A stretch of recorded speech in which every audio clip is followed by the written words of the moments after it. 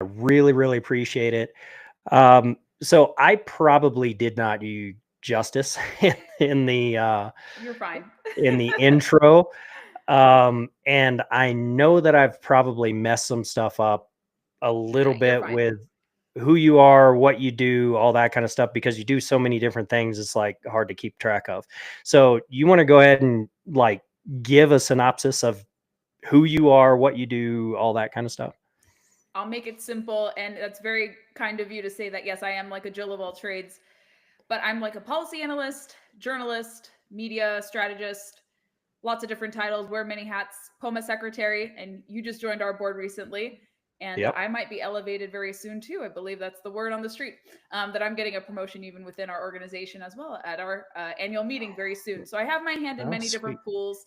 Uh, and but I am a sportswoman. I've been fishing my entire life. Basically, I started doing shooting sports when I was in my or late teens, early 20s, and became a full fledged adult onset hunter by the time I was 26, 27. So I made the Yep. full circle, well roundedness as a sportswoman. I don't get to go outdoors as much as I'd like to. In the last year, I feel like I've neglected my outdoor excursions because work has just been pretty busy. But I am going to be redeeming myself and doing some more trips once things cool down. And I think by the summer, things are going to cool down. So I'll get to do more fishing, especially at our annual meeting. And then I'm anticipating more hunting very soon. But yes, I am immersed in this.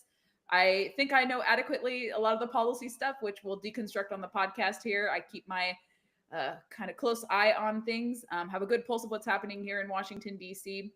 And I also am someone I can relate, even as a policy person, because I do these activities. The decisions in Washington and state legislatures and localities affect all of us. So it's important to pay attention to that. And I think having proximity to this space makes you even better and more effective as a policy analyst. So it helps me tremendously in my policy work, my journalism work, and happy to talk about all the topics you have planned for us today. Sweet. Yeah, we've got a bunch of them. If we don't get to them, we don't get to them. But there is definitely so with on the heels of the 2134 bill and amendment, this topic just having to do with energy and all that kind of stuff is like really important right now. But you've got quite a background, when it comes to energy policy and stuff like that. You've really thrown your hat in the ring on that. So what do you think that people are most misinformed about when it comes to energy policy, politics, all that kind of stuff? That's a great question you pose, Aaron. And I think relating to the Nevada bill first. So I think the reason why, and we'll go more into detail with this, but in particular with that bill, Nevada is one of the few places right now, and there are some exceptions to the rule where states can sell from federal to the states for needs like affordable housing and the like. We haven't seen that really used for energy development or housing, so to speak, in a robust way. And in the most recent reconciliation bill, until the manager's amendment came in before the final bill was passed in the House this past Tuesday, no, sorry, past Wednesday, excuse me. We saw it as a justification for affordable housing, and we'll go into detail about why that was problematic. Because it was kind of a door opener to other things of disposing of land, and that would really detract from FLIPMA and kind of open a can of worms, given the different policy implications of affordable housing in urban areas. I live in an urban area; they can't get a handle on it there.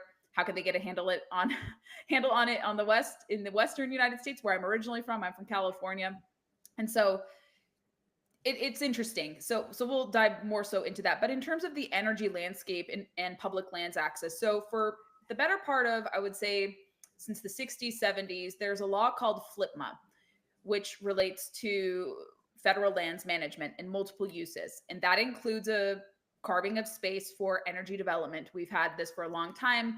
Mostly it's been conventional energy. People think of coal, oil, and natural gas development on public lands. In the most recent decades, you've seen even the inclusion of solar and wind. Certainly, there are trade offs to every single energy source, but some come with more trade offs than others. And this also splinters, I think, the sportsman community. And where I think it's important for the sportsman community is why this is important. Could it infringe on your ability to recreate on public lands? Absolutely. Anything has trade-offs, anything has costs incurred. You could lose access if things are fully catalyzed. Where we have seen things recently gone awry, and maybe I'm a little bit biased here in the direction I've seen this, we don't see as much scrutiny for a lot of renewable energy projects as we do with conventional energy projects.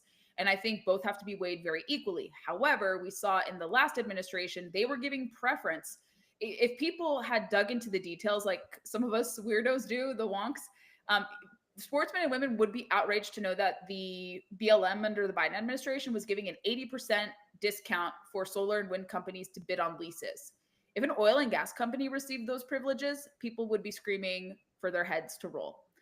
And when you look at those little different measures, rulemaking and other provisions that were, given to them, we had different laws that were passed to fund a lot of green projects on federal lands without accounting for what's going to be the footprint. Are you going to lose wildlife corridors? Are you going to lose access? What are going to be some of the ramifications and the consequences of this? And I think a lot of people did start to wake up when that big Western solar plan was discussed. It would have potentially catalyzed 33 million acres on 12 or 22 different 12 different Western states, which is a lot of acreage. And with solar and wind in particular, there aren't that many guardrails. They promise that we're going to rehabilitate some of the land that we develop or the land that is adjacent to our projects. We saw with the conservation lease program under the BLM, the rule that was just revoked and undone. And I think it might be challenged similarly in Congress to make that permanent so you don't go back and forth over this. This has been debated, like a conservation lease. And hypothetically speaking, maybe if it was more pro sportsman, a conservation lease can work. But the way that they were doing it was to create no uses. So things could be rewilded. And that's not necessarily very healthy, as we know, as conservationists.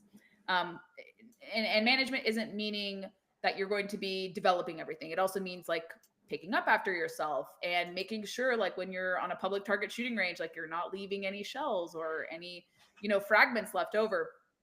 So human improvement, I think is a good way to think of management. So it's not just like cutting trees or harnessing energy or going hunting and fishing. It also is like maintenance of the lands. And a lot of these places that become protected for no uses under this thinking for a conservation lease, that's what I think the extreme interpretation of it would have been, where these environmental groups with outsized influence and monies, not like an RMEF or like actual conservation groups, they would have successfully outbid true conservation groups under this conservation lease segment and be preferred with that. Or renewable companies would have had advantages in this conservation lease too if they had promised mitigation with their project. So they could destroy untold numbers of acres by then promising to restore habitat on lesser quality land adjacent to them or on their property. So it was very warped and very twisted. And so I think a lot of people are really reasonable, whether you're a sportsman or an energy policy analyst, or you have your toes dipped in both worlds like I do. I want to see some consistency. I don't want to just see a badgering of one industry. There are great people in the energy industry in both conventional and even renewable. I know people who work in renewable. I sometimes disagree with them about, fully catalyzing wind and solar, but I think they have good intentions. And I like people in the oil and gas industry, and I know a lot of them are sportsmen and women who truly care about the environment. People in nuclear, that's going to be something we can discuss later. Today, actually, as we're speaking, the president signed 4 executive orders that are really going to improve nuclear. And if we're talking about like a good middle road, sportsmen and women should really be in support of nuclear because the footprint, not only from emissions, but even the land usage is so small. It's only like 1 square mile. And it's if it's like a 1 megawatt facility or 1,000 gigawatts, it can power close to 1 million homes. It's like 800,000 homes. You get a couple of those reactors in your state. Most of your state is going to have reliable electricity, but it just has to be deregulated. That's the problem. We've seen a lot of different measures that block clean energy like nuclear from happening. So that is the answer to the question. If you're concerned about your footprint, you need this reliable energy source because we do need more energy. Energy supply is not keeping up with demand. The short end of it. This is why we're going to see all across the country. I'm not sure if in Montana, but in Virginia, my utility bills are skyrocketing, and that's not healthy to see that. Why are we being punished for bad policies in effect? And certainly it's due to supply and demand. But sometimes utility companies, they have no choice but to hike rates because of just unreliable energy that is put into the grid. And so we need to find a solution. I don't think eliminating fossil fuels is practical because it's not only the production side of things, and also the debate over like, is carbon harmful? Carbon is essential to life. Like a lot of people don't know this, and carbon is within a lot of the gear that we wear for our outdoor excursions. And you have to travel with things that involve carbon, planes, trains, cars, what have you.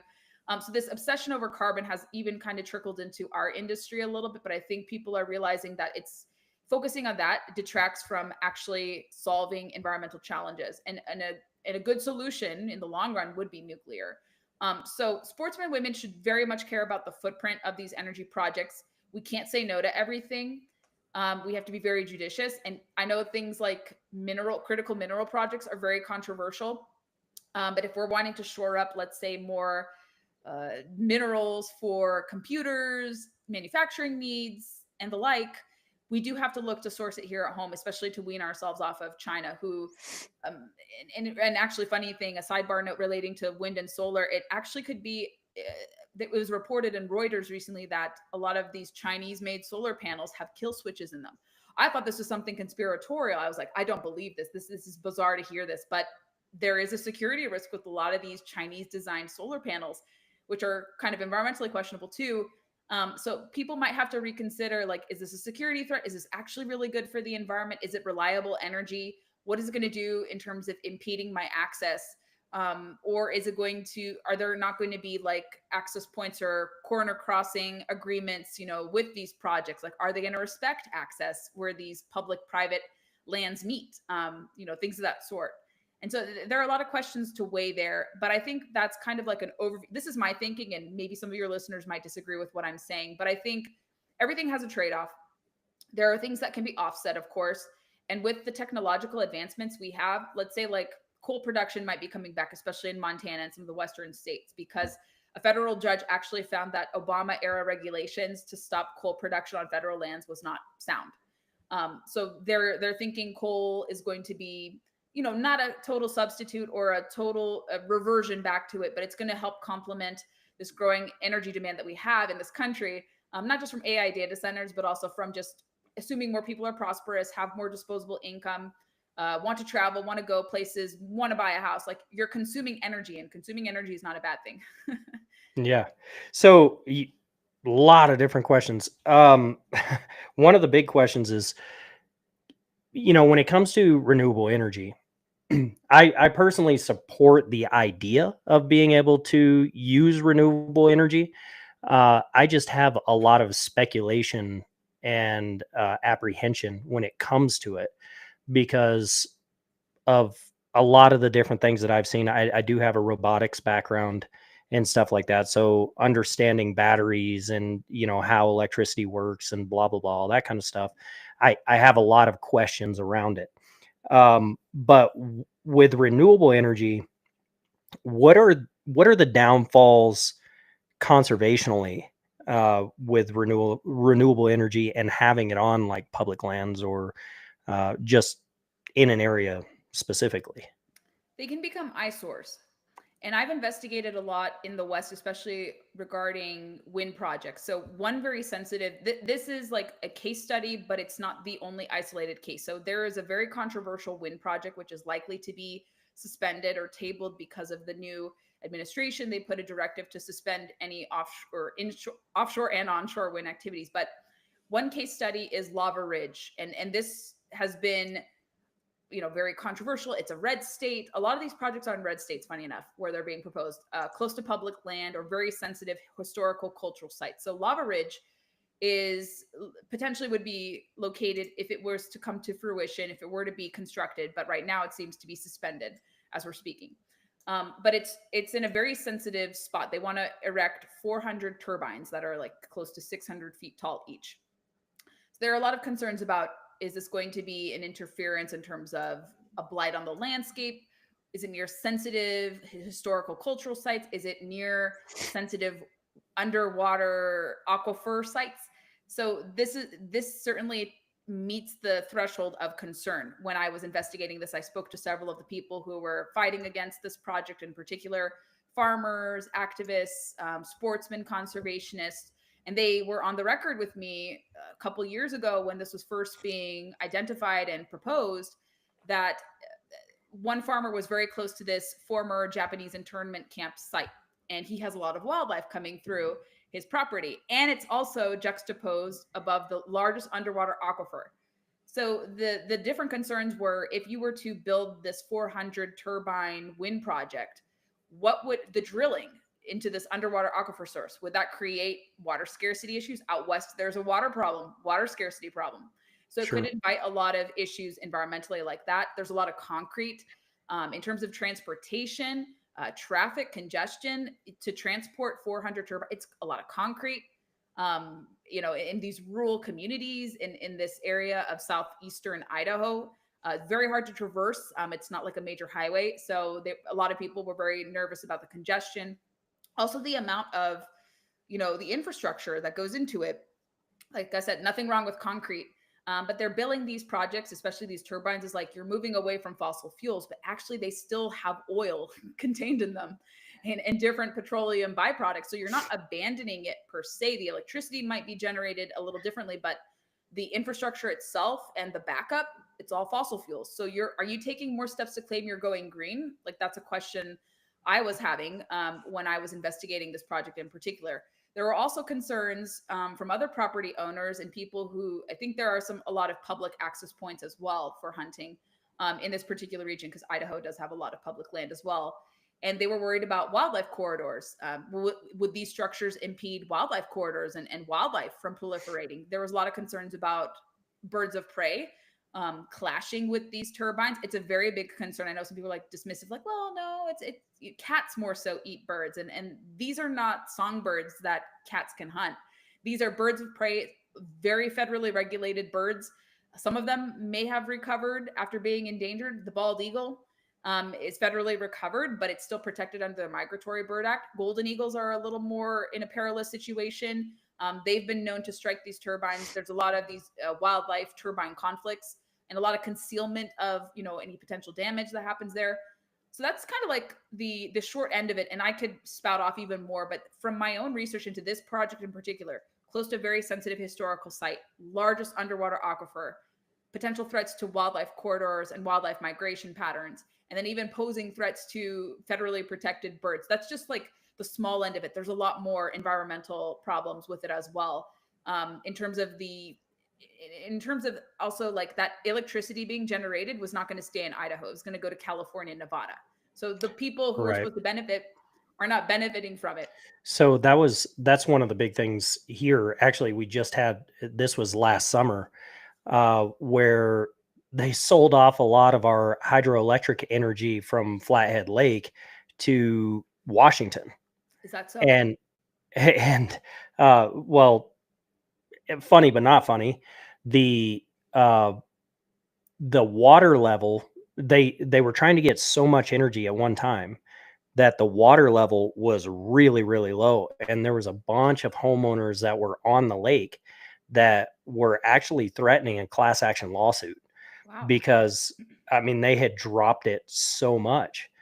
I don't know what the state of that is, but it seems like they kind of got their head out of their butts and they're like, oh, wait a minute, maybe we should reevaluate how we're doing this, because the water level was like, they ended up recovering the water level. Or no, I'm sorry, that was 2 years ago. And then last year was they had recovered the water level and they maintained it a lot better. But what they were trying to do was say, oh, no, it's because of global warming and that's why the water level was so low. And we were like, wait a minute, we had like record snowpack.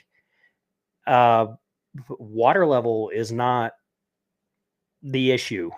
Clearly it's not the issue. So they kind of, like you had said, they seem to hide behind all of these different little things. They don't really tell the whole truths and stuff like that. And there's not a lot of clarity behind a lot of this stuff. And, so like, for instance, the Chinese made products, you had said, kill switches. Like, if you listen to Sean Ryan's podcast, he had a great guest on there. I don't remember the guy's name, but he was talking about just with his I don't remember if it was a Roomba specific vacuum, but those little automatic robot vacuums. And he was saying that it was automatically connecting to a server in China. And he said there's a lot of those products that are connecting to servers and stuff like that in China. And he goes, what reason would my vacuum cleaner have to connect to a Chinese server? Like, there isn't one, So a lot of those things are just really interesting. But you had brought up mineral farming and stuff like that. So when we look at mineral farming and stuff, which I have this was a conversation that somewhat classified, and we'll talk about it afterwards, because I don't want to bring it up on a public forum or whatever. But the exploitation of minerals for renewable energy, like for batteries and stuff like that, I think it seems a bit hypocritical to me. Mainly because, not that I have a problem with the lithium batteries themselves, they are a much more efficient.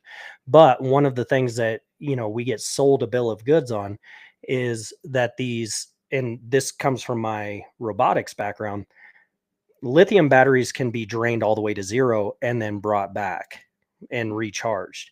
However, lead-based batteries cannot. So they can only be trained, I want to say it was to like 40-50%, and brought back. So if you get below that, they're no longer good. But the benefit to lead-based batteries versus lithium batteries is you can actually recycle the lead-based batteries.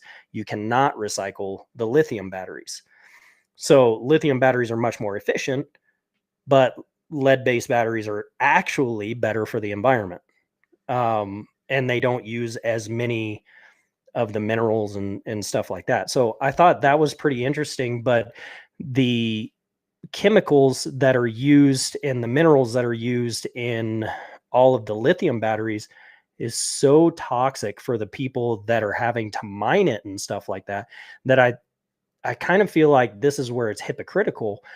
They're willing to farm it out to all of these countries like Afghanistan or Africa, or all of those different places.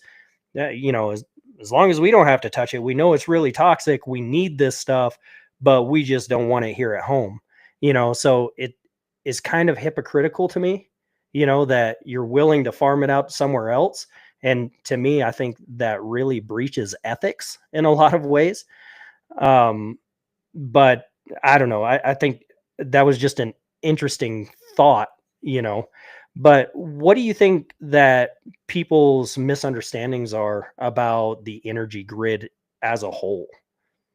I share your concerns too, and that discrepancy is really interesting because they say, and some of our friends have argued this on social media in the sporting community, some of our more kind of lefty friends, but they mean well, and we may have some disagreements with them. And yeah, they don't kind of see that connection. And I don't think it's a trade argument, because like, I'm for free trade. I want trade with countries that like us. And I think it's good that we can sell more goods and services abroad to the United States, because geopolitically, it's really good to get people away from China and Russia's sphere of influence. So I don't think it's a trade question per se. But I think because people are like, we want to have pristine conditions here at home, hear no evil, see no evil, do no evil, that they forget that there are different measures taken, and you're exploiting other countries because they can deliver this cheaply. I don't think it's sourced more ethically. Definitely not. It's not sourced cleanly, because a lot of these countries don't have the same standards we do. So if we were to do a critical mineral project here, it'd have to go under so much scrutiny and testing and verifying. You won't see those crazy pits you see like in third world countries. It would be very, Not to very mention different. not to mention the expense. Yes. Yeah, It'd be a little I've more had that. pricey here, for sure. I've had that argument with several people, and not just when it comes to the minerals, but when they had the tariffs argument and stuff like that. Well, they're still having tariffs argument, but when they have those arguments, one of my big caveats to that is, um, you guys have no idea how much most of the people that are commenting on all of these tariffs have no idea what it's like to actually run a business or source goods or source labor or any of that. And then when it comes to the United States, there's so many regulations that it Drag out makes the it, businesses. Yeah. yeah, I mean, it's like, you know, when you look at a product, let's say made in China, and I completely get the labor aspect and stuff like that, exploiting labor and stuff. If you just take the labor aspect out of it, the fact that they don't have the regulations drives down prices immensely, right? The labor cost in a lot of that stuff is nil compared to all of the costs that it needs for all of the regulation. Like for instance, when I was doing robotics, you'd have to have all of these different safety curtains. You'd have to have safety drives. You'd have lockout tagout procedures. You have an internal safety council. You have, and all of these different things. They cost a crap ton of money. They don't have that kind of stuff there. So just that in itself drives down prices. Granted, like I said, the labor aspect is not great, right? I completely understand that. But when it comes to the mineral mining and stuff like that, to your point, if we were to bring that here, the amount of money that it would cost, I don't know if it would actually be efficient, which it really sounds bad. You know, Well, also, we it's don't own, China owns the majority of production and processing of rare earth elements. I think it's, I forget the exact percent, like 60%. They own 60% of the global mineral resources inside and outside of their country. They own the deposits largely in Africa, Asia, and other countries. And then the processing side, they dominate even there, even more, like 89%, 90 some odd percent control of that as well. So it's really hard to challenge that because they have a monopoly. I'm not sure how you challenge that unless countries agreed that we're going to reconsider these mineral deals with China, move production elsewhere, and do that. And that could be applied even for like outdoor equipment or outdoor gear. Because I know the conversation, and I've seen this even too, and it is a concern absolutely in terms of for fishing tackle, firearms, etc. What is the cost of tariffs going to be? And it's very similar to like a carbon tax, and which is why I'm not largely in support of tariffs. I think maybe like to isolate them for China might make sense. I think that's the application where it works there. But what I've seen with these kind of broader application of tariffs in general, it's kind of like a carbon tax, where the carbon tax is billed as like we're gonna tax manufacturers to cut back their production of carbon intensive goods and services. And they say customers will not feel the impact of that. However, actually, because the manufacturers are incurring the cost, they're either moving production out of state or out of the country, somewhere cheaper or more friendlier. So it takes away affordability of certain products and services, and then the customers feel that. So if they're taxing carbon on natural gas, you're going to feel it at the pump, or you're going to feel it in your home utility bills, things of that sort. So it's going to ultimately be felt by the consumers. It's the same thing with the tariff, designed a little differently, and I don't have to go into the economics of it, but the manufacturers are going to bear the brunt of this. And then because they can't keep up with the costs, they have to pass it down to consumers, not because they want to, not because they're evil, but because that's just how supply and demand and economics works, where we ultimately see the increases in costs and services. So that's a problem. So because we don't have a reshoring of certain industries back here, you can't bring everything back here, unfortunately, but you can bring a lot back here. Or if we can't do everything here, I think working with countries in Europe or friends in other places is a good idea. So with the Apple iPhone conversation, not really related to our podcast, but Apple's moving production to India, a little bit better than China. Could it be fully brought back to the United States? I'm not so sure. It would be nice, but the price tag is very elevated in terms of what a typical iPhone would cost. It could be in the neighborhood of like $2,000 to $3,000, and they're already expensive. I think the mid price point, depending upon how much storage you get, like the basic GB or MB that you get, like if you get 1 terabyte, or 1 terabyte's always expensive, but if you get like, I forget, like 250 640 gigabytes. or something like Like that, or I get yeah. like 250, and then I have external storage in the iCloud, whatever. So I get like the basic bare minimum storage for like a Max Pro phone. I my phone is 3 years old. So I think for like the basic iPhone that is up to date, you would pay probably upwards of the neighborhood of $3,000 for a phone produced here at home. So would that make people less likely to buy Apple? Definitely. But there are maybe ways, maybe it also has to do with there are too many regulations. So I think the cost can go down similarly if some of that was brought back home. And parts of Apple manufacturing is done here in the United States. Like they have opened up more factories, they are doing more for components. So it just depends on that. But for sporting gear, yes, there is a concern like, are these costs of tariffs going, or are these, is this imposition of tariffs going to make fishing, hunting, shooting sports a lot more expensive? Long term, it may. If they're not reconsidered today, he just imposed, President Trump just announced that they're going to do a 50% tariff on the EU, and certain guns made in Europe will become more expensive, unfortunately, unless those are reconsidered, and other derivatives relating to sporting equipment that might be produced in Europe. And so we don't want to punish Europe. We can work with Europe. I mean, they're an imperfect continent, of course, and some countries are better than others. They have bureaucracy. They're not very gun friendly, unfortunately. Like they don't have the same rights as us. But I think alienating them instead of like saying, hey, why don't you guys follow our lead and we can be a good example for you and let's work together. Like you guys should innovate like we do, especially in this outdoor space. Why not? And so I think that could make, costs more expensive, our relations with those countries. It could make hunting trips out of reach for a lot of people or fishing trips out of reach for a lot of people.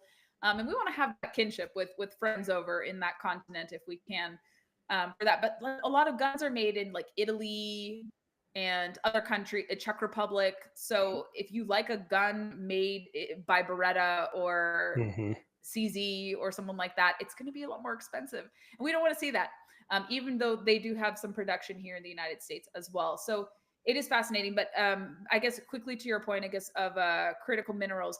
Yeah, a lot of people kind of like put blinders onto that. So like they don't want it here, but they're fine with it overseas because they unfortunately are motivated by like, we need this clean energy source and it's only going to be done by this. But if you propose doing it here or like showing the trade-offs or explaining the trade-offs and some of the implications, they're like, oh, no, we don't want that. It's like NIMBY, not in my backyard kind of deal. And, Yeah, I think all of us can be guilty of certain NIMBY things. Like I don't want to see wind turbines in my backyard.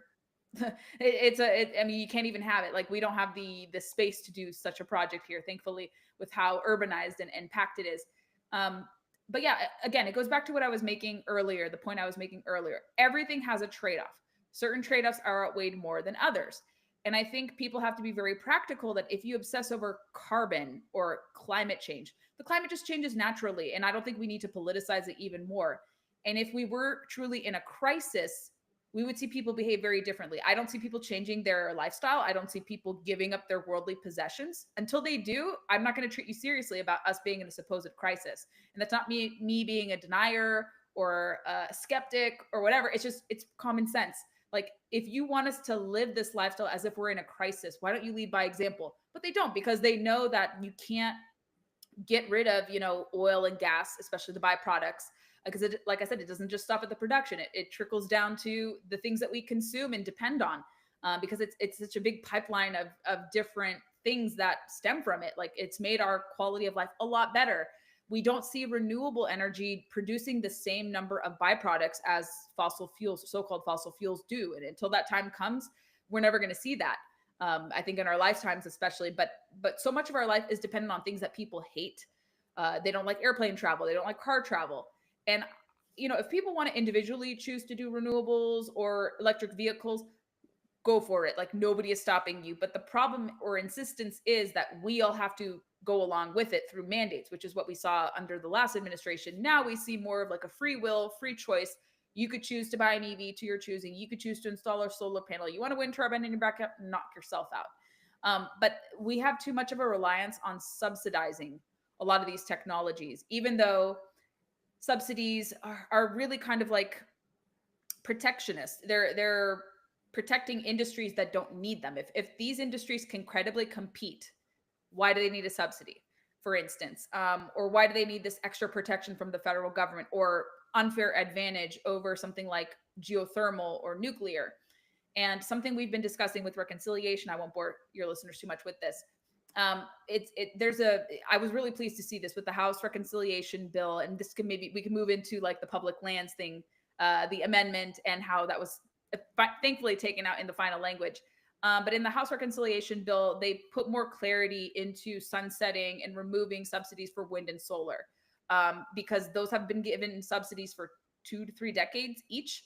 And it hasn't really led to clean energy adoption in our electric grid, nor even like EVs. EVs, in terms of like the makeup of cars on the road that are electric or hybrid, it's only like 1.4%. So even with mandates and even like the threat of regulation, people still were not buying EVs. You can't Well, they're compel still someone to do that. super, yeah, they're still super expensive. And anytime you get into a cold environment, they don't Mhm. operate all Yep. that well. Yep. So up here, it's pretty interesting because every once in a while there will be some sort of a Facebook post or something like that having to do with EVs, and you see people get on there. Well, I have an EV, and I've been able to use it and go 200 miles, and the rest of us around here in Montana are like, yeah, but if I want to go to Missoula, that's 150 miles. So what? I got to stay overnight so that I could recharge the thing so I can come back. I mean, it's not practical. It's great if you're just running around town, Great city car. but yeah, yeah, great city car, but travel not so much.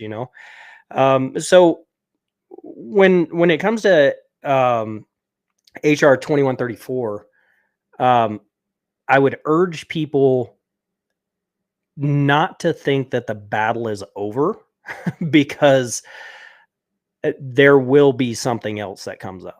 It the fight over public lands is not stopping because they pulled out this. But what were some takeaways from that amendment as it relates to energy policy or anything else that could have really impacted conservation and wildlife from your perspective? I think it goes back to the earlier point I made when we first began the interview, Aaron, because I think it was more so being used to justify affordable housing. I'm not sure if it was to justify energy development, because that can already happen on public lands. These are what they call unappropriated public lands that they claim are not productive. So it would mean that there's no infrastructure, there's no energy, there's no nothing. They think the way that some of these proponents in the House were presenting it was like, nobody uses this land. There's no trails. There's no nothing. There's not even energy projects. So we can use these unappropriated lands to build affordable housing, for instance. But we have seen from this, because there's no assurances in this. It sounds really nice. It's a nice trial balloon in theory, because I understand there are housing issues out west. Bozeman has issues. Various different places that more people are moving to Idaho, Wyoming, and Montana. Not in the same droves like we do see people moving out south, down south, where there is less public land. Um, but I think the argument was they were saying it was under the guise of affordable housing and to prepare for this memorandum of understanding between the housing department, House HUD, HUD department and Department of Interior, because they signed a memorandum of understanding.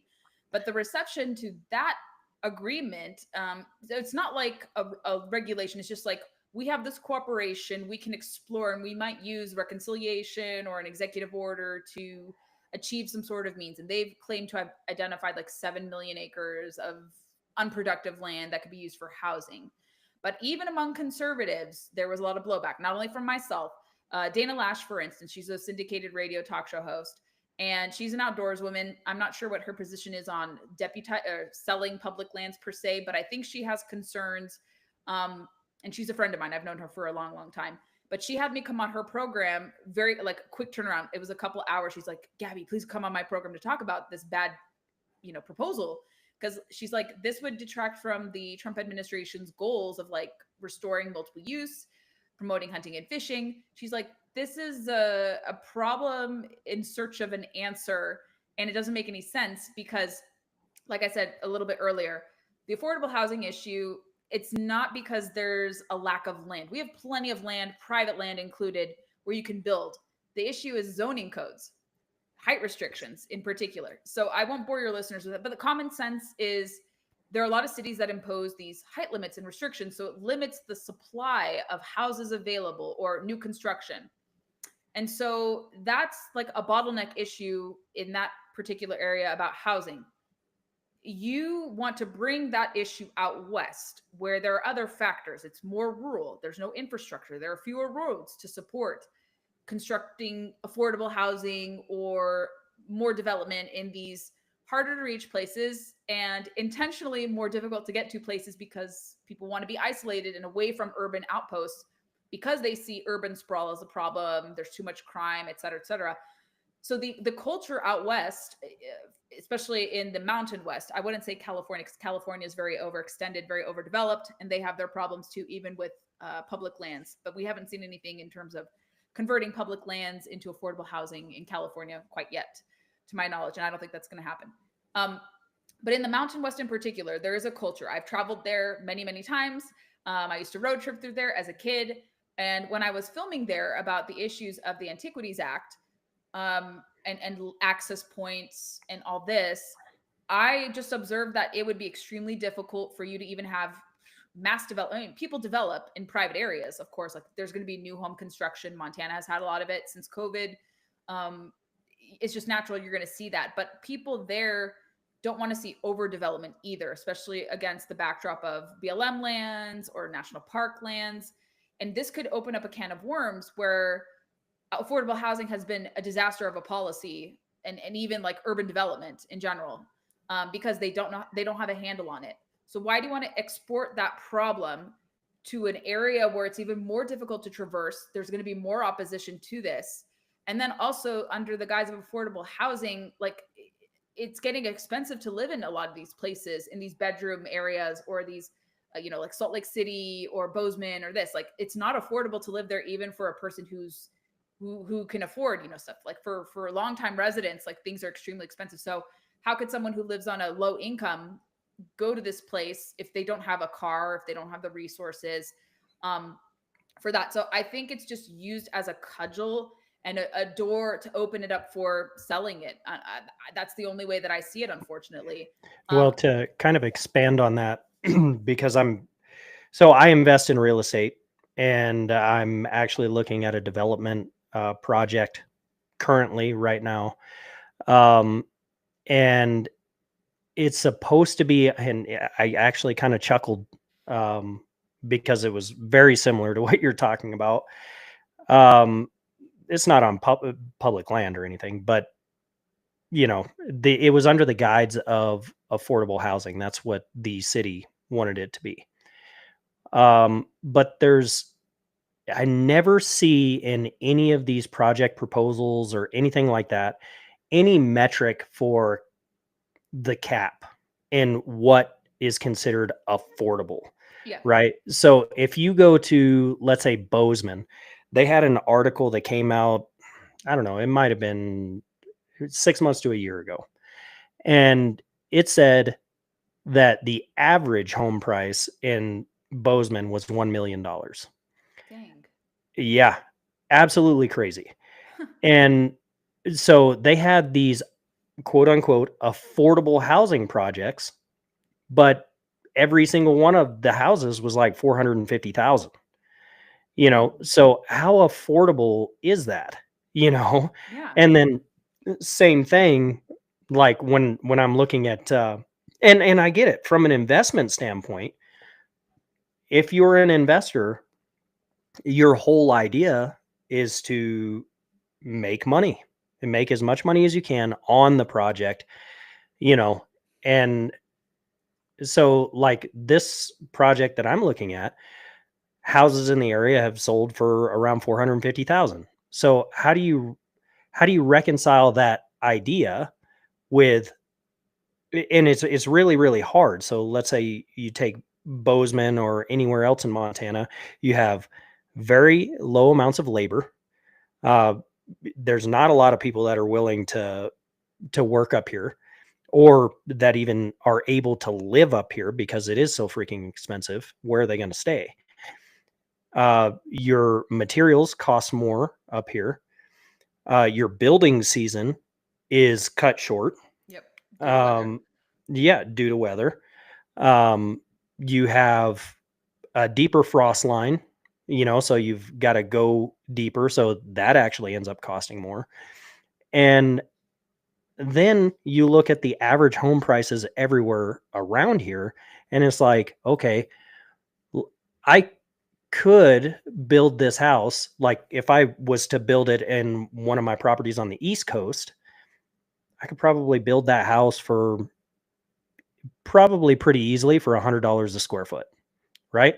Let's say that I build that same house here, $100 a square foot, but now I'm looking at the price per square foot to sell it, and I'm like, why would I sell it for $150 a square foot if the area supports me being able to sell it for $250 a square foot?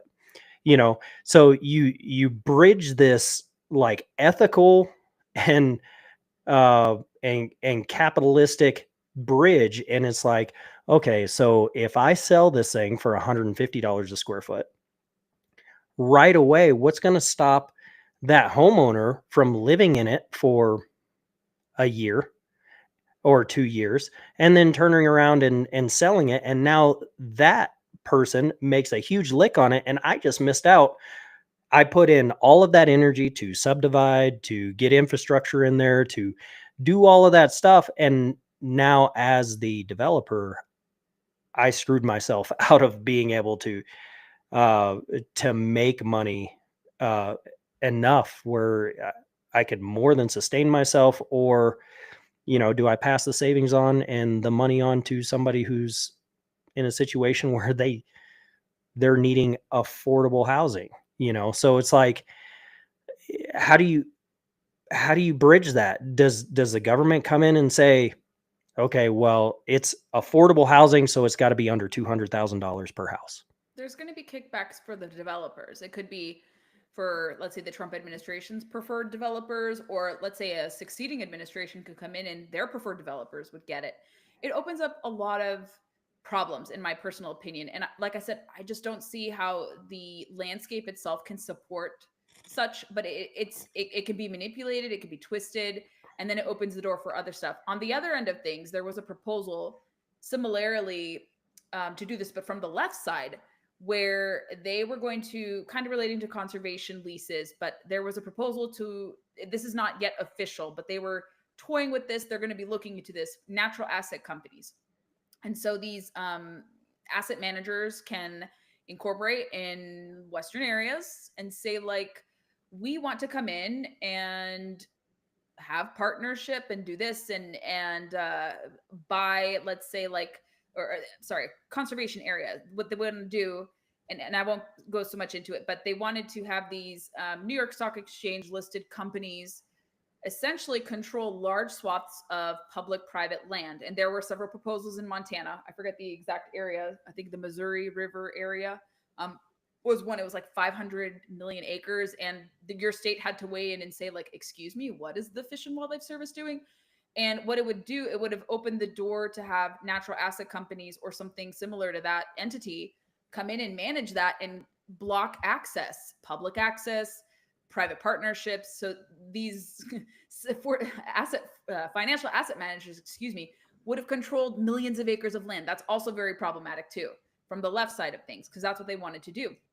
And so I see this opening the door to selling of public land under the guise of affordable housing being equally problematic. Like, what are the assurances you get that this is actually affordable housing? Are people who in a lower demographic or lower income demographic, are they going to actually move into this? No, it's probably going to, who's actually going to be able to bid on this? I feel it's like with EV mandates and EV subsidies. It's actually going to be people who can afford to live in a house like that, who are going to be subsidized to move there. And it actually goes into this wider, again, trial balloon issue that the Trump administration was doing. Like, and I like a lot of what the Trump administration is doing. I don't have to agree with everything that they do, and I don't in some of these areas that we're dealing with.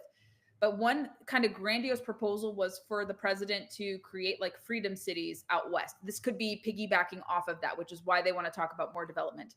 And that's kind of like a World Economic Forum proposal. Like they are trying to do this in Europe too. And again, I'm not a conspiracy theorist or anything of that sort, but it very much piggybacks off of some like central planning 15-minute cities, freedom cities, as the president wants to build them as here, for out west. And like I said, there's no infrastructure. The landscape is really difficult to traverse to support that.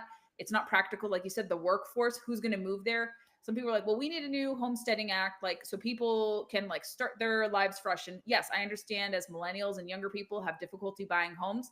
Very big concern. But do you want the government coming in and creating a policy where they might advantage certain people and others? Like, are you going to be on the hook for this homestead plot of land? Like, do a lot of people have the capacity to build a house from the ground up? Unfortunately not. Like everyone, a lot of these young people want to be making an income from influencing on social media, which is not a very profitable or sustainable career.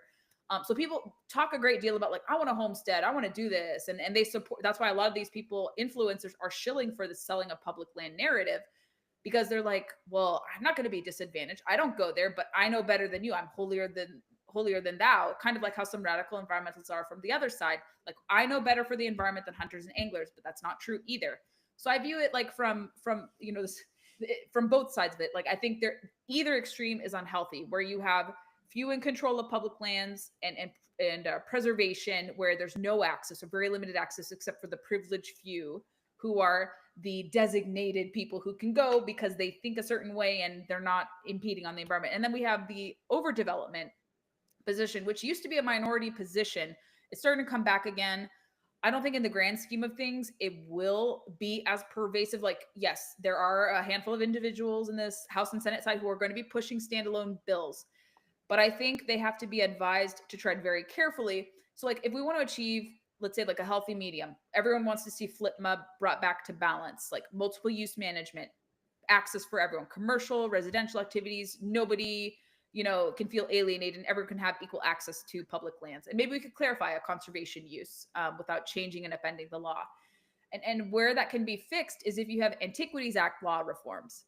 And the problem with the selling and disposing of unrequited or uninhabitable or whatever lands, I forget the exact terminology. One of my friends who's a lawyer who works for the National Wildlife Federation, he's a conservative in the National Wildlife Federation, interestingly enough, and they tend to lean more left. But he was even saying like these unincorporated lands, there's still value to it. But this Utah lawsuit to the Supreme Court was denied, even by a conservative Supreme Court that has said we do need Antiquities Act reforms. They thought that was too extreme, even for them. And I know people are questioning like, why would the Supreme Court like deny this? But like, Chief Justice Roberts, take it for what you will. He has said in several decisions, I think relating to marine sanctuaries, he's like, presidential power over national monuments needs to be challenged or clarified by Congress. So if you are then doing the extreme of selling public lands, that really hurts your argument for the Antiquities Act. So a president can say, I'm going to dispose of these lands, but you need an act of Congress. So they could say like, I want to sell public lands. But as you saw in the reconciliation process, even in Congress with former Secretary Zinke, congressman, repeat congressman again, he was like, no, this is unacceptable. And this is my San Juan. I'm declaring a line in the sand opposing this. So he was able to convince his colleagues to strip that language. And you even had your other lawmakers. You had the whole Montana delegation, I think, say like, Sheehy, you had Daines. So they're against that too, because they know that it opens the door to a lot of bad stuff and you lose that Montana quality, Montana way of life, if you don't have it, because people do depend on public lands for sustenance, enjoyment too, but to go hunting and fishing, it's a big part of your guys' lifestyle. I wish I had the opportunity to go to Montana more frequently and do that, but I empathize with you guys, and I've seen it before myself, like spending a lot of time there, that it's a really precious resource to have public lands. And we do not want to become like Europe, where only the privileged few who have money, and there's nothing wrong with having money. I'm a free market person. But the way that they operate things there, access is so scarce. You have to like pay lots of money to get access to rivers and streams. And here in the United States, we treat it as a public resource, where all those monies from Pittman Robertson, Dingell Johnson go to actually restoration efforts, to habitat, boosting, wildlife restoration, wildlife bolstering. We see hunters education, shooting sports ranges. we see a lot of benefits to public lands. Some people choose to ignore it, but those monies are really stewarded well. We have a couple states like Colorado and some others who are kind of doing some funny business with Pittman Robertson, Dingell Johnson funds, and they may be held to account for that, deviating from the mission statement.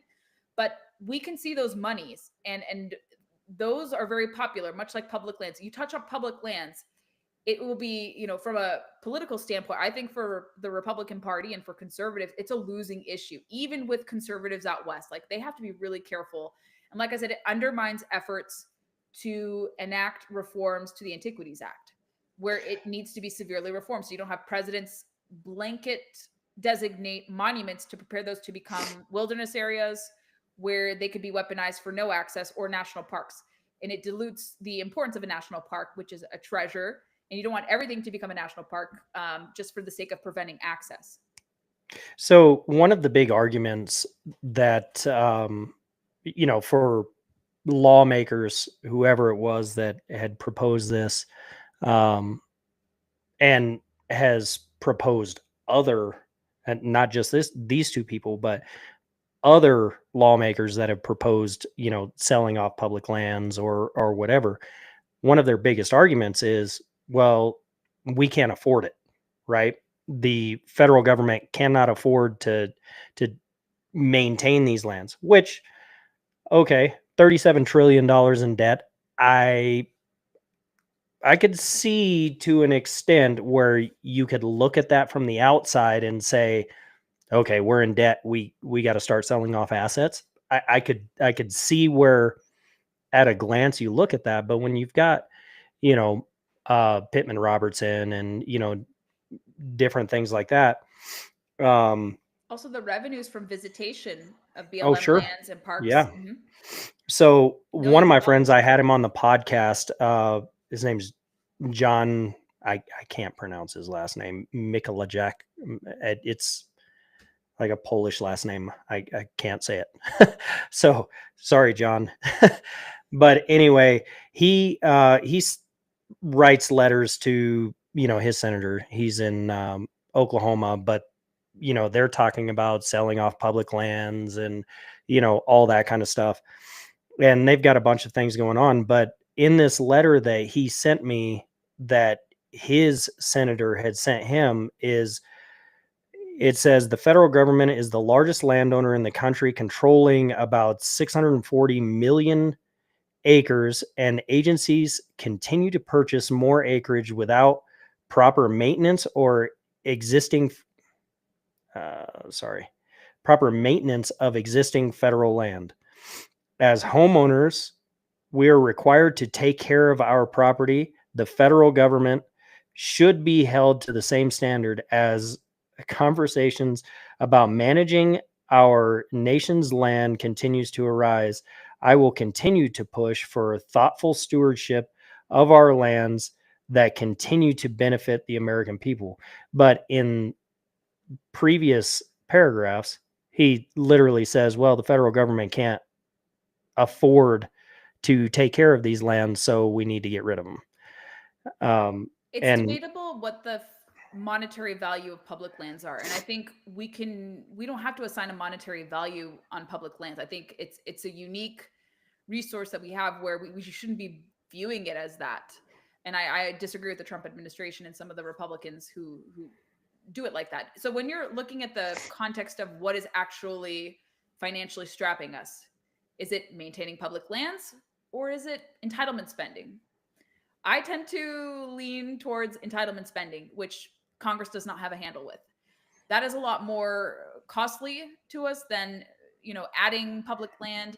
And of course, there's an argument to be made that any parcel of land that is added, it does have to be managed well. That's what FLPMA and all these other laws by Congress argues. Like, you need to have proper maintenance. President Trump signed in the Great American Outdoors Act that said public lands, especially managed by the National Park Service, have to be stewarded well. They have to have proper infrastructure. We saw the Biden administration balloon the maintenance backlog by an additional $8 billion. So it is extremely important that you do maintain lands. And again, that's what rewilding and preservation invite. But we have an administration now that's going to be able to manage lands and to steward the lands correctly, award more money for infrastructure to support, trails and driving and buildings on, National Park Service, BLM, Forest Service lands. They have the ability to do so. But in terms of making it, relate to the debt and deficit, where other areas are actually more indicative or are needing to be cut, and you want to put public lands on the chopping block because you think it's not valuable because it's unincorporated or unappropriated. Sorry, that's the term. Unappropriated, useless, ugly public lands. Maybe to the outsider it's ugly, but to the locals maybe it's not ugly. And maybe these people are mischaracterizing how the lands function and what their purpose is.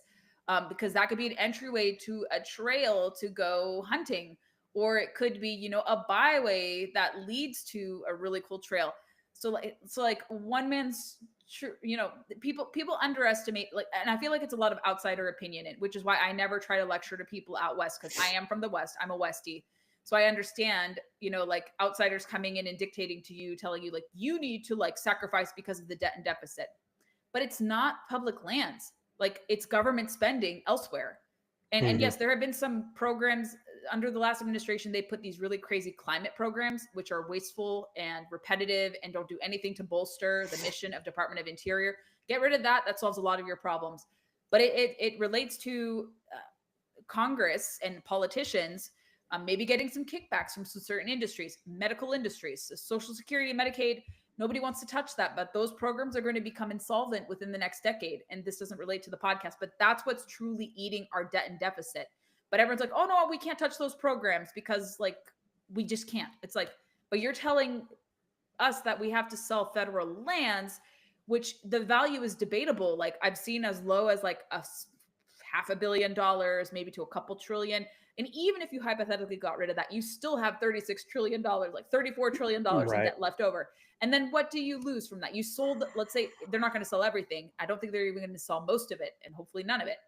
But let's say you succeed in that. Okay, so what happens? Developers come in. What if they're developers that have shell companies tied back to China, Russia, and countries that are terrible despoilers of the environment? Or you have these asset managers come in and make things like, if you've seen Tom Opry's most recent documentary on Scotland. So like these financial asset managers, like, whatever, environmentalist billionaires come in and they just like buy these large tracts of land and then just let them run chaotic, like no management, no nothing. Like the land is terribly stewarded and just like is unfurled. And again, people could do what they want on their property, but they're specifically buying it for the purposes of rewilding. So you could see that as well. Or you could see overdevelopment. Like rewilding and overdevelopment are two extremes on the opposite side of the end of this public lands equation. And I don't support either. I think both are wrongheaded. And so it's just like public land should not be viewed like in a monetary value. And we have actually, most of the land is actually privately held in this country. And that's not a bad thing. I hunt and fish on private land, and I think there's a value to that too. Like I property rights are beautiful. I love that, and I think we should respect that. You can also support property rights with public lands access because there's a lot of overlap. Where public lands meet private property, like you have to respect people's property, get permission. If those corner crossings.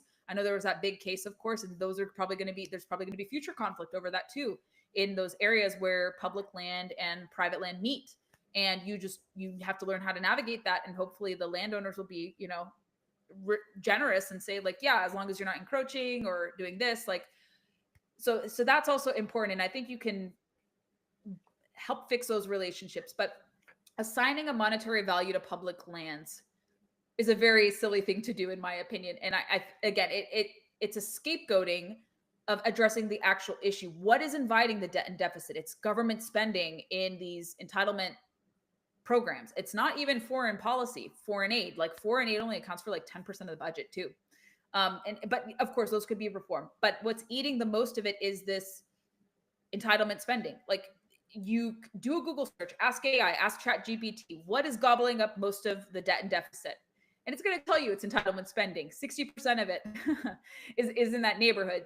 So a blip of it is supposedly the monetary value assigned to public lands. And again, Which is also pretty interesting because if you look at the entitlement spending and the percentage that actually goes towards the entitlement itself versus the bureaucracy, it is a very small amount that actually goes towards the entitlement and the help for individuals.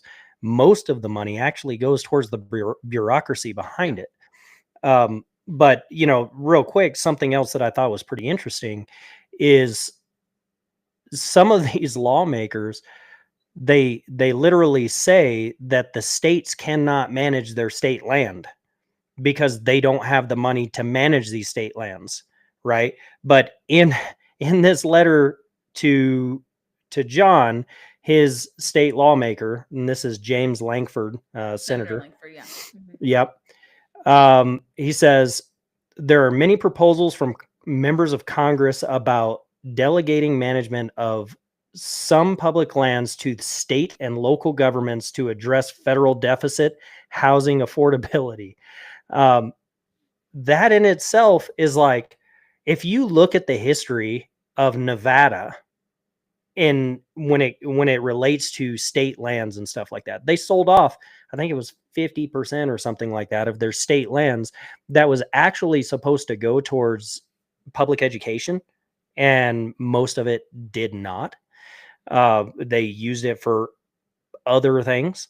Um, that to me looks like a slippery slope and a way The bait and for switch. nepotism, in a lot of ways where it's like, hey, you scratch my back, I'll scratch yours, I'll contribute to your campaign fund or, whatever, and Developers, yeah. They're very yeah, influential.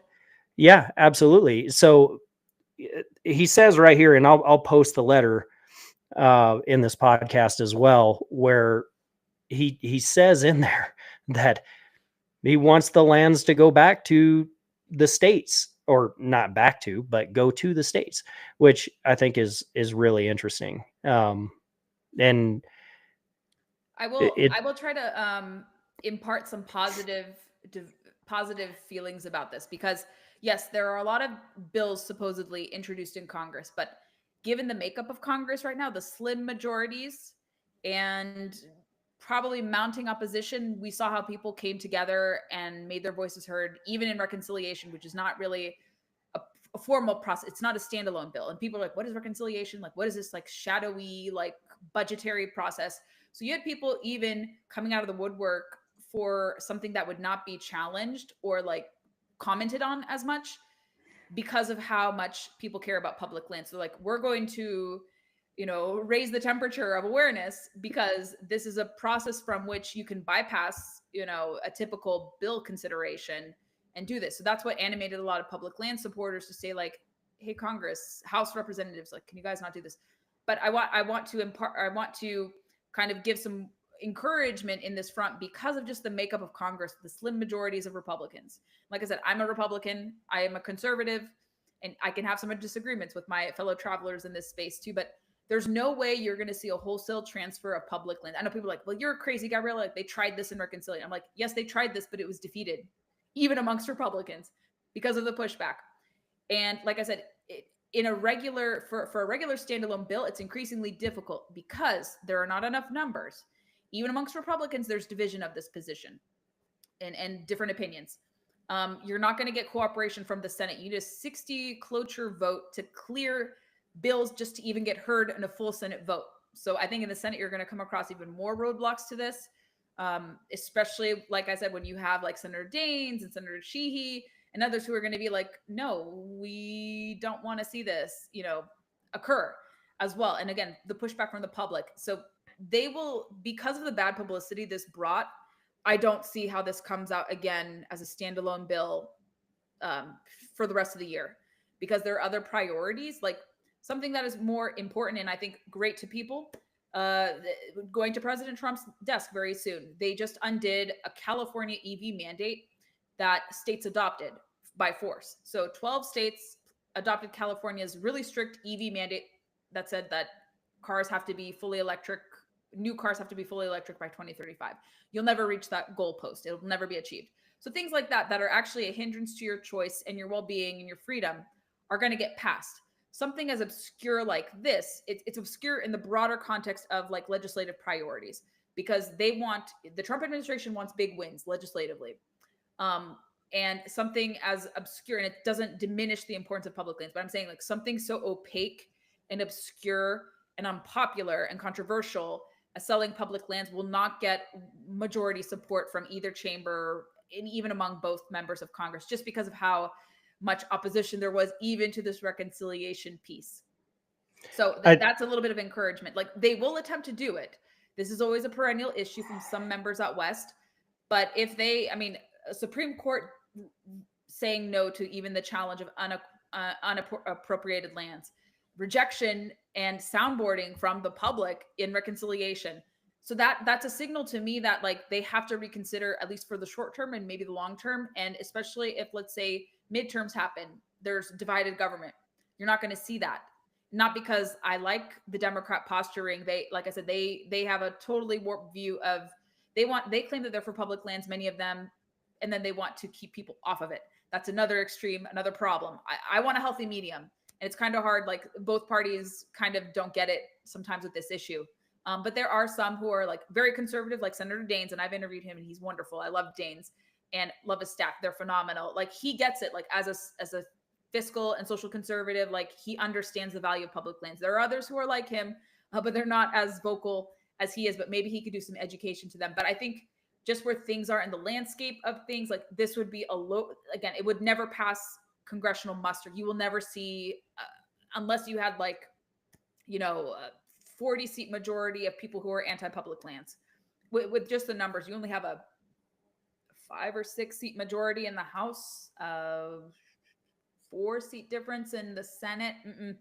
No, it just like, there's no way you can see. And Congress is the only entity that is responsible for selling public lands. An executive order can't really do it. And it's going to be challenged in the court of law, rightfully so. Balance of powers, separation of powers, rather. But Congress is the one, like in the case, as we talked about earlier, of Nevada, like where they have small examples, they were able to pass a bill to allow that, like really strict, whatever, affordable housing options on so-called unappropriated lands. But you're not going to see that done for all of the Mountain West or all of the West. Like, it's impossible to do that. And like I said, there are other priorities that members of Congress want to get through. This is really low priority. And again, it's very controversial, very, it just doesn't make sense. It's going to invite a lot of fire. And especially if they're using it under the guise of affordable housing, you might even get people who are like, yeah, screw public lands. Like, when you say like it's affordable housing, you'll lose people there too. But it is an open door policy to sell and transfer. And that's why Secretary Zinke, Congressman Zinke, said no and was able to achieve a win, because they knew that they wouldn't get it passed. Like, you would not get a full chamber vote. Like, and obviously that's why it cleared by like a 1 vote threshold, because a couple members were asleep. Funny enough, like 4 Republicans were like falling asleep or forgot about the vote or something of that nature. So they couldn't get their whole caucus together. So the reconciliation bill only passed like by like 215 to 214, like 1 difference vote, and public lands would have not been sold under these conditions. So yes, that's kind of where we have to think of things. Like, yes, it will be attempted, and I'm repeating myself. There will be standalone bills. The likelihood of them passing or even being heard and passing out of committee, very, very slim. Like, especially with the failure of this attempt. Well, hopefully that's the case. I hate, I hate hearing absolutes, because, I kind of believe never say never, Right. So and maybe part of that is because I'm a pessimist, or maybe I'm a little cynical, because you never really know what's going to happen in the transition. And with urbanization and stuff like that, more and more people are going to these urban areas, and they forget about public lands and hunting and all that kind of stuff. And it's not a priority. So you have a whole host of people that are like, screw it, I don't really care. I don't use that. So why should I care? Mm-hmm. And then, it gets sold to them. This is how I see it in the future. It gets sold to them as a bill of goods where they're like, hey, we've got a bunch of this land that we're not doing anything with. Let's just sell it off. Why does the government need this stuff? If I'm Yeah. not using it, it's out of sight, out of mind, Uh, It's one so of the public lands is one of the when you get good managers in place from the Fed side and the state liaisons, it's one of the few things government does correctly. And I say this as someone with a lot of libertarian leanings, free market person. I believe things are better, when the individual and private businesses do things. But in the rare instance where government has to have a function and do something, when, like I said, when you have the yeah, right people in place, you can have fantastic experiences on public land. You'll see stakeholder input, you'll see better management, you'll see more access broadened, and we can't be anarchists. sure, yeah, It's impossible to be. We don't want anarchy in the country. So government has to have some functions, and here, like, they're deputized to do that. They have to. And like I said, like, what are we going to lose if I wouldn't even say like privatize this. I think it would just change hands with, from public to controlled by asset managers or rewilders or, developers or whoever. And then that land never gets access again unless, like, we look at the Yellowstone show that you had a cameo in. yeah. Uh, They found a loophole to save the Yellowstone Ranch. They gave back to the Native Americans. They found an interesting tax loophole, and then that land was preserved forever. Because they were worried about encroachment from developers. And it's a fictionalized show, but it did paint a lot of realities of the challenges out west, and I think sure. pretty great, showing like what outdoor heritage are we losing, what birthright are we losing if developers can come in and just like raise through it. And granted, there are great lodges. Like, I'm not saying you can't have any like resorts or anything of that sort. Like, we want some resorts, but if there's a resort on every corner out Yeah, west, like, no, it makes no sense. sure. We want people to enjoy nature because we're very stressed as a country. We need to escape outdoors, and I think there's utility with that. But people sometimes forget, and then or they double speak and say like, "Well, I'm a conservationist," and then they support these measures. I'm like, you can't claim you're a conservationist selectively and feel like a conservationist when you want. You should be consistent, and be honest, like where you stand on the issue. Like, don't dance around it, tiptoe around it. But yeah, see, this is why I've always tried to in my work, like, say that conservation is conservative. Like I said, I hold politically conservative views, and I believe I'm a conservationist, and I don't think those two ideas are at odds with one another. And I've tried to like invite members of Congress. I had Danes on my podcast to talk about this. Like, there are some who get it and others who don't quite get it, and they can get it if they're properly educated. But I think, like you said, they have certain interests, they have certain backers, they want to be reelected. Some of them, like, they may go hunting once a year, or like when reelection time comes, they'll be like, I go hunting, I do a shotgun, da, da, da, da, da. Or Or like, I yeah, they fish. might be like Waltz and Yeah, act like, both for a Republicans and Democrats do this. Like, they remember that they're sportsmen. yeah, Conveniently, anytime election season comes around, Republicans, Democrats, both guilty of this. Absolutely. Some receive more scrutiny than others, but I think, like, if you call yourself a conservative, conservationist, or sportsman, it's not just the Second Amendment you have to support, absolutely, but also public lands, or just like natural resource management, and that can include public lands access. But I think like I said, special interests, maybe the state landscape, or just not a full understanding, or until they enjoy the beauty of public lands. Like, people just don't see it until they have personal experience. It's always a thing. Like, sure. someone could support high taxation until they see a huge chunk of their paycheck taken out by the tax man. So it's the same with public lands. I think we could treat it like that, where get people out there to experience and see what it is, that it's not an unappropriated, useless, ugly like strip of land. Like, there's beauty in every corner, I think. So one last thing that I wanted to actually see what your thought is. So I had Mark Hall from Blood Origins in Canada on the podcast. Great conversation, wealth of knowledge, very, very sharp guy. He brought up an issue, and through, I think it was one of my YouTube shorts where it clipped out our conversation around this. Somebody had commented, no, that's not true. That's not what's happening, blah, blah, blah.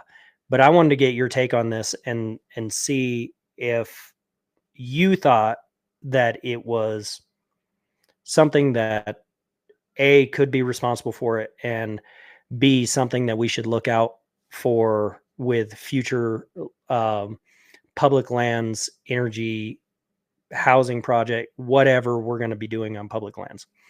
So what he had brought up was, and I don't remember exactly where it was in Canada, but it was along one of the pipelines, and where we had gone through, and and apparently there's a few studies now that address this, but where we had cleared the pipeline and, brought it back to greenery and stuff like that, they obviously have to keep the trees out of there and stuff so that they can maintain the pipeline.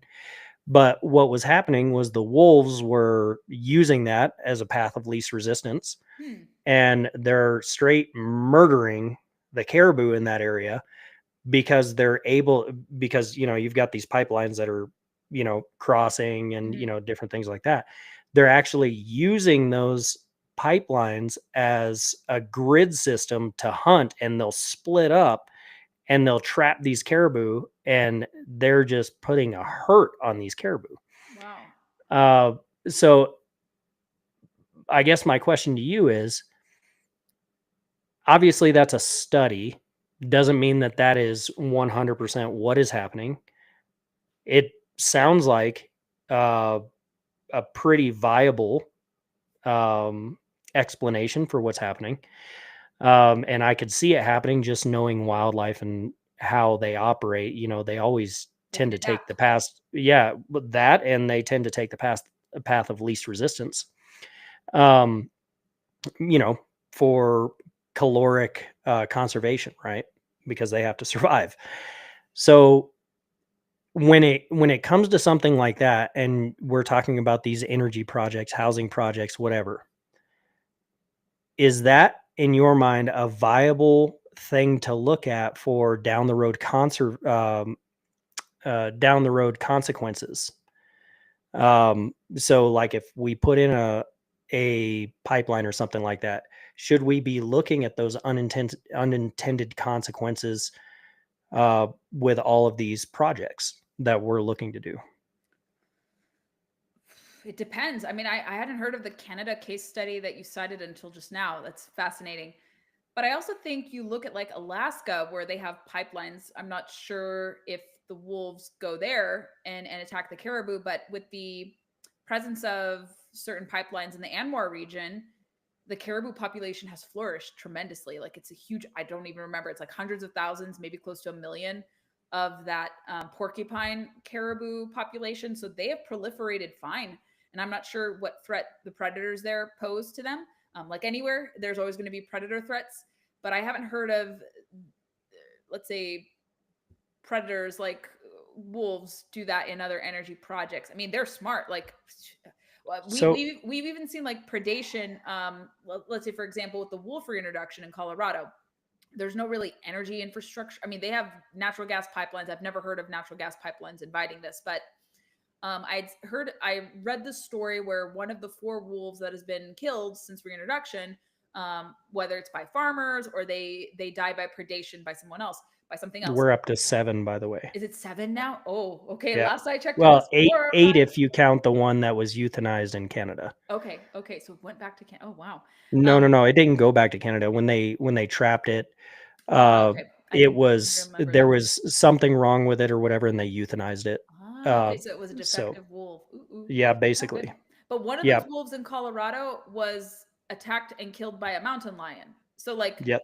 I don't know if like energy infrastructure projects necessarily invite more predation by, apex predators.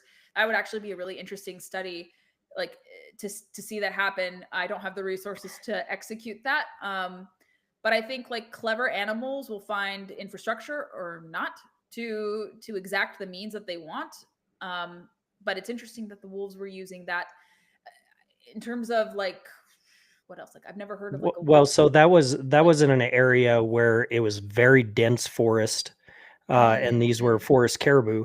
So they were more adapted to being in the forest, and the wolves were using, according to what he was saying, the wolves were using those corridors Yeah. to actually grid off and stuff like that. So when we're looking at the caribou populations in different areas and wondering, well, why is this one doing better than this one? And uh, we have to look at too, was that a steppe tundra based caribou? Like, are they in an area where it's steppe tundra, cleared out, all that kind of stuff, and the pipelines isn't going to affect anything like that, right? Versus an area where we've cleared through the forest and now we've just made a highway, Mm. right? So now I don't know about the different areas in Canada, you know, which caribou are doing better than others that are in steppe tundra versus dense forest. But I thought it was a very uh, interesting thought. And then, you know, when and the unintended consequences Yeah. This could might happen not like just be with wolves; they could right. be with sage grouse or Sure. with, you know, all kinds of different things like that. Yeah, I think more broadly to your question, I'll try to give you a sufficient answer here. I do remember seeing a study, for instance, about sage grouse actually, that solar projects, wind projects could interfere with lake behavior, like their mating dances. So they have said like there is some interference potentially with oil and gas projects, but it also could extend to renewable energy projects too, because of just that interference, construction, noise. It's a disturbance. It creates a disturbance, so it could intervene with like mating habits. Like anything, any disturbance can affect animals, but you just have to like weigh each trade off of that. Like a construction of a highway can lead to more coyote. I see coyotes killed here in Virginia all the time, like dead on the road on my major, the interstate 66 highway, not the historic 66, but we have a 66 highway that goes from Northern Virginia to West Virginia, which then we're on the way to West Virginia to like Highway 81, which is a major interstate. So like any project, any like disturbance, whether it's an energy infrastructure project, a highway, byway, a building, it could always have an impact on animals, but also depending upon the type of area you live in, like I said, the caribou in Anwar, they've adapted to the pipeline and they're flourishing fine. I look here and I see lots of different kinds of wildlife. I see birds, I see eagles, I've seen coyotes in my backyard. I had one once. It was a mangy coyote. I've seen foxes, I've seen deer, even in as urbanized of an area as like where I live. So, and bears, we've had lots of, they're warning us now, especially in some of the other suburbs of Washington D.C. Not my area. I was like, I want them to come down to my corner of Northern Virginia, but they don't. They go to Arlington. They don't go to Alexandria, and kind of the southern Fairfax County portion that I live in, a little bit south of Washington D.C. But there are lots of bear sightings, and to me, that's an indication that like if bear cubs are wandering off, it may sound crazy to the outsiders, but like to me, it signals that their health is doing fine. Like the fact that they're moving out of their territory, they're expanding, there are more that are frequently recorded. I think it's a good signal that biodiversity is improving too. So, like I said, like anything can create a disturbance. And actually, one bear cub that was found in DC close to the Pentagon was killed by a car, which was sad, because it just didn't know where it was going. And yes, there could be some more human wildlife conflicts because of overdevelopment or because of an energy project. But like I said, everything has to be weighed very carefully, and certain things you just can't account for. But hopefully, like the predators don't use energy projects as a means to like enact carnage on caribou or cervid Yep. species. But they should study that more. That would be fascinating. Well, there's an interesting study also that's coming out, or maybe it's been out for a while, about the frequency from wind projects affecting whales. Yes. Oh yeah. That was pretty interesting. Yeah, and even a NOAA fisheries scientist, I've done a lot actually on this too, and there are a lot of negative repercussions of the turbines and the installation and the piling that goes on. Like a lot of people were in denial. They're like, "Oh, there's no impact," but a NOAA scientist in the last administration had warned the Biden administration, saying that these projects cannot be offset, unlike other type of disturbances that face like the North Atlantic endangered whale, the endangered North Atlantic right whale.